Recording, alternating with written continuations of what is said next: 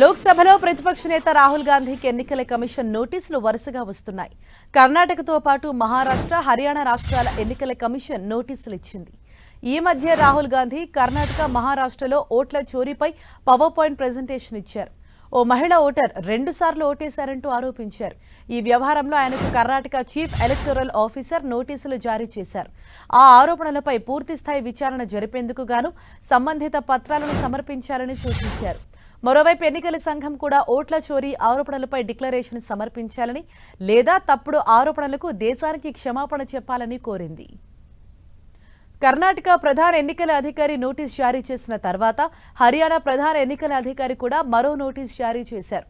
అటు మహారాష్ట్ర ఎన్నికల అధికారి రాహుల్ గాంధీకి లేఖ రాశారు. రాహుల్ గాంధీ సంతకం చేసిన డిక్లరేషన్ లేఖను 10 రోజుల్లోగా ఇవ్వాలని కోరారు.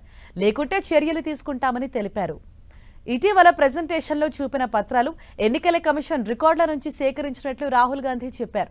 అదేవిధంగా పోలింగ్ అధికారి ఇచ్చిన రికార్డుల ప్రకారం శకున్ రాణి అనే మహిళ 2 సార్లు ఓటేశారని ఆరోపించారు. అయితే తమ విచారణలో ఆమె ఒక్కసారి ఓటు వేశారని చెప్పారు కర్ణాటక ఈసీ. ఆమె 2 సార్లు ఓటేశారంటూ ప్రెజెంటేషన్లో చూపిన టిక్ మార్క్ పత్రాలు కూడా పోలింగ్ అధికారి జారీ చేసినవి కావని వెల్లడైంది. కాబట్టి ఆరోపణలకు సంబంధించిన పత్రాలు అందించాలని రాహుల్ను కోరారు. ఇక ఓట్ల చోరీ వ్యవహారంపై రాహుల్ గాంధీ నిన్న మరోసారి ధ్వజమెత్తారు. ఒక వ్యక్తి ఒకే ఓటు అనే ప్రజాస్వామ్య సూత్రంపై దాడిగా దీన్ని పేర్కొన్నారు. స్వేచ్ఛాయుత, నిష్పక్షపాత ఎన్నికల నిర్వహణకు సరైన ఓటర్ల జాబితా తప్పనిసరి అని ట్వీట్ చేశారు. ప్రజలు, పార్టీలు ఆ జాబితాను పరిశీలించేందుకు వీలుగా డిజిటల్ ఓటర్ జాబితాలు విడుదల చేయాలని ఈసీని డిమాండ్ చేశారు. ప్రజాస్వామ్యాన్ని కాపాడేందుకే ఈ పోరాటం చేస్తున్నట్లు తెలిపారు. ఓట్ చోరీ పేరుతో రాహుల్ గాంధీ ఒక వెబ్సైట్ను కూడా ప్రారంభించారు.